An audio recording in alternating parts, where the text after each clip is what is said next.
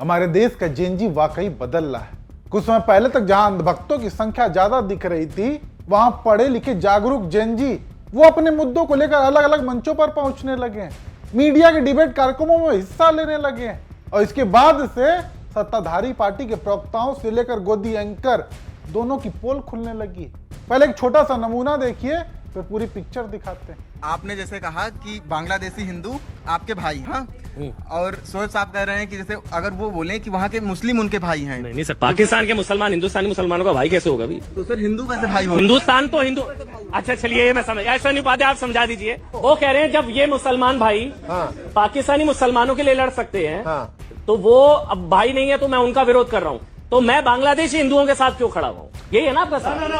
नहीं वही सवाल। अरे भाटी सीधा कर देता हूँ। उन्होंने हिंदू को भाई कह रहे हो, हाँ, तो मुसलमान को भाई कह रहे हो, तो इस समय गुनाह क्या है? नहीं सर, पाकिस्तानी मुसलमान है, पाकिस्तानी मुसलमान भाई आपके भाई हैं? भाई आपके पाकिस्तानी मुसलमान। शोएब, बांग्लादेशी हिंदू तो हिंदुस्तान तो हिंदुओं के लिए भाई। अमन चोपड़ा, जिस तरह बांग्लादेशी हिंदू आपके भाई नहीं है, उसी तरह पाकिस्तानी मुसलमान नहीं मेरे हैं, बांग्लादेशी हिंदू हैं।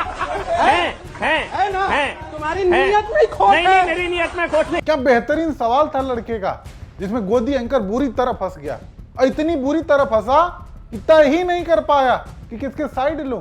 खैर, ये तो पहली तस्वीर दिखाई हमने आपको, कुछ और तस्वीरें दिखाते हैं जहां जेनजी के सवालों ने बीजेपी प्रवक्ताओं की हवा निकाल दी। देश में जब इतने गंभीर मामला चल रहे हैं तो उन्हें छोड़ के इतने पुराने लेटर को अभी डिस्कस करने का क्या फ़ायदा है? और अगर आप अगर डिबेट का टॉपिक सोमनाथ मंदिर है, आप सोमनाथ मंदिर का मुद्दा आप लेके आए हो, तो आपके पास इतने कम पॉइंट्स आपने प्रिपेयर किए हैं कि आपको बार बार उसे राम मंदिर की तरफ डाइवर्ट करना पड़ रहा है। सर, मेरा आपसे ये सवाल है कि अगर AQI जैसी प्रॉब्लम्स है दिल्ली में और जहाँ पे बच्चे इतने सारे मर गए हैं जैसे सर ने बताया, तो सर कोई भी पॉलिटिशियन रिज़ाइन क्यों नहीं करता है? क्या बात है, कुछ इसमें भी ताली पीटो और नहीं पीटोगे? अकाउंटेबिलिटी, रिस्पॉन्सिबिलिटी कोई क्यों नहीं लेता संबंधित है? सवाल है। सरदार पटेल और KM मुंशी ने सोमनाथ को की भारत की एकता बनाया। यह वाकई मंदिर भारत जो सोमनाथ है, ये भारत की एकता है या नेताओं का वोट बैंक? अगर मंदिरों हमारी पुरानी धरोहर है, तो क्या सोमनाथ को वापस पाना या उसको रिकंस्ट्रक्ट करना ये गलत कैसे हो सकता है? और सोमनाथ हमारे लिए सबसे ज्यादा अहम भूमिका है, शिव मंदिर है वो, तो हम उसे फिर से रीगेन क्यों नहीं कर सकते? क्यों कंस्ट्रक्ट नहीं? देखा आपने, देश का जेनजी सरकार की भक्ति करने के बजाय अपने हित से जुड़े मुद्दों को लेकर सवाल कर रहा है, और ये सवाल उसके सत्ता पक्ष से भी थे और विपक्ष से भी। लेकिन मुंह किसका बनता है? सत्ताधारी पार्टी के प्रवक्ता का, क्योंकि उनके पास इसका कोई जवाब नहीं था। और ये तो शुरुआत थी, कुछ और तस्वीरें देखिए। मैं ये पूछना चाहती हूँ, अगर SIR निष्पक्ष है तो हमेशा ये जो चुनाव राज्य उन्हीं के ज़्यादा वोटर्स क्यों कट रहे हैं? अगर आप लोग SIR कर रहे हैं और कोई भी असली वोटर का नाम कट गया तो इसकी गारंटी कौन लेगा? नुकसान तो हम जनता ही भर रही है ना। मेरा सवाल सुधांशु सर से है। जैसे आपने BLO की बात की, BLO और सरकारी कर्मचारी जैसे ऑफिसर अक्सर राजनीतिक दबाव में काम करते हैं, तो क्या अगर SIR के माध्यम से आपकी वोट चोरी पकड़ी गई तो अपनी पार्टी के अधिकारी पर आप मुकदमा दर्ज करवाएंगे या ठोस कदम उठाएंगे? क्या हुआ था, जब मैं कॉलेज में थी तो वहाँ से फॉर्म फिल करवाया गया था वोटर ID के लिए। मेरे पास ऑनलाइन वोट आई, बट जितनी बार भी हमने पूछा कि मतलब मेरी पर्ची आई है वोट डालने के लिए, तो उन्होंने मना कर दिया कि नहीं, पीछे से नहीं आई है। बट अब सडनली एक दिन मेरे पास कॉल आया है कि आपकी पीछे से वोट बनी हुई है और आपकी वोट जा रही है और आप दोबारा से आकर आप फॉर्म फिल कीजिए। सर, मेरा आपसे ये सवाल है कि चुनावी आयोग पे सवाल उठाने वाले नेता जब जीत जाते हैं तो शांत हो जाते हैं और जब हारते हैं तो तभी क्यों सवाल उठाते हैं? उससे पहले कोई सवाल क्यों नहीं होता है? जैसा सुधांशु जी ने शुरुआत में कहा था कि हर 6 महीने में SIR जैसी इंसेंटिव रिविजन्स होने चाहिए। डॉक्टर अम्बेडकर ने कहा। ठीक है, तो फिर आपने 2014 से अब तक क्यों करवाया? अभी ऐसा क्या हो गया? तब से आप सो रहे थे? सुना आपने, 2014 से सो रहे थे क्या?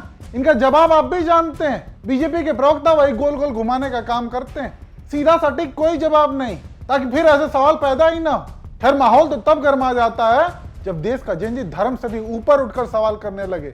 मेरा ये क्वेश्चन है कि हम लोग हर तरफ से सिर्फ धर्म के मुद्दों पर बात कर रहे हैं, क्या ये सही है? इस वक्त सिर्फ धर्म के मुद्दों पर ही क्यों बात होती है यहाँ पे? सवाल पूछो। MIM तो नहीं कर रही। मैम, मैं सुधांशु सर से ये पूछना चाहता हूँ, जैसे ये मनरेगा है, ये राम जी नाम बदल कर दिया है, इसके जगह पे कोई स्वतंत्र संग्राम भी नाम हो सकता था। अब राम जी की वैल्यू महात्मा गांधी से कम होगी? मेरा क्वेश्चन ये है जैसे राम जी पे टिप्पणी किया गया है, अगर किसी और धर्म पे ये टिप्पणी किया जाता तो क्या सरकार के यही बर्ताव होता? जहां हम कुछ दिन पहले देखें मेसी के आने पे स्टेडियम में काफ़ी तोड़ फोड़ हुआ बंगाल में, तो उसके लिए टीएमसी के जो चीफ मिनिस्टर हैं ममता बनर्जी, उन्होंने माफ़ी मांगा और जो खेल मंत्री हैं उनको निलंबित कर दिया।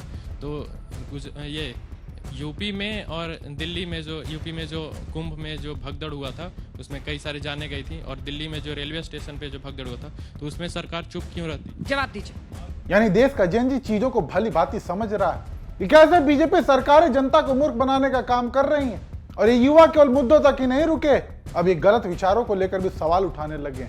वही विचार जिसको लेकर बीजेपी रोजाना इतिहास के गड़े मुद्दे उखाड़ने का काम करती।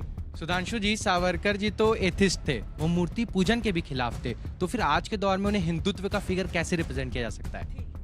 सर, मेरा सवाल आपसे है कि आपने अभी दो आइडियोलॉजीज के लोग बताए, एक जो कि मतलब अच्छे लोग जो आपने बताया जो कि ग्रोथ के बारे में सोचते हैं देश की, और एक जो कट्टरता के बारे में सोचते हैं। आप कट्टरता से क्या रिप्रेजेंट करना चाहते हैं? हिंदुइज्म को रिप्रेजेंट करना चाहते हैं आप क्या? कट्टरता से नहीं, हिंदुत्व। दूसरी चीज मेरा दूसरा सवाल ये एसपी के जो प्रवक्ता आए हुए हैं उनसे कि आपकी पार्टी के नेता ने ये बोला था कि मतलब हम लोग जो हैं कांग्रेस के संग कभी नहीं जाएंगे। मतलब आपको फेंकी हुई चीज उठाने की आदत है? आपको फेंकी हुई चीज उठाने की आदत है? क्वेश्चन ये है, रामधारी सिंह दिनकर जी कहते हैं कि इतिहास की बात वही करते हैं जिनके पास वर्तमान में कुछ नहीं होता, और बीजेपी कितने वर्षों से इतिहास की बातें कर रही है, तो क्या वर्तमान में उसके पास कुछ भी नहीं है गुणगान के लिए? आखिरी सवाल किसी को हाथ उठाना। अच्छी बात है, लड़कियां पूछ रही हैं। मेरा सवाल सुधांशु जी से है। मेरा भी यही सवाल है कि बीजेपी वीर सावरकर को प्रमोट करती है, तो क्या उनका कंट्रीब्यूशन भगत सिंह से कम था? भगत सिंह ने देश के लिए अपनी जान दी थी, तो इस पे मैं आपसे सवाल। सुना आपने? ये देखकर आपको नहीं लगता कि देश का युवा बदल तो रहा है, जागरूक हो रहा है? ये वो युवा नहीं रह गया है जो व्हाट्सएप पर आए फरवर्ड पर भरोसा कर ले, उसको जांचता है, परखता है, और फिर उसके बाद जिम्मेदार लोगों से सवाल पूछने की हिम्मत रखता है, जो कि काफी सराहनीय है। ऐसे में आप लोगों के भी जो भी सवाल हो, जो राय हो, हमसे कमेंट करके जरूर साझा करें और बताएं कि देश का भविष्य आप लोग कैसे देखते हैं।